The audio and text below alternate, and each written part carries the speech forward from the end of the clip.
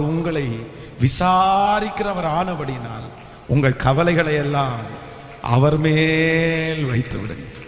அப்போ இந்த வார்த்தை என் மனசுக்குள்ள வந்த உடனே நான் சொன்னேன் ஆண்டவரிடத்துல, ஆண்டவரே இது உங்க ஊழியம், நான் உங்களுடையவன், இந்த ப்ராஜெக்ட் உங்களுடையது, விசுவாச மக்கள் உங்களுடையது, அதனால எல்லாத்தையும் உங்க கையில வைக்கிறேன் அப்படின்னு சொல்லி என் மொபைல் எடுத்து ஒரு சாங் ஒன்று, நீர் என்னை தாங்குவதால் தூங்குவே நிம்மதியாய், படுத்துறங்கி விழித்தெழுவே, கர்த்தர் நீர் என்னை பாதுகாக்கின்றி, நீர் என்னை தாங்குவதால் தூங்குவே நிம்மதியாய். அப்ப ஆண்டவரிடத்துல சொன்னேன், என் தலை சாய்க்கிறதுக்கு என் தாயினுடைய மடி இப்ப இல்லை.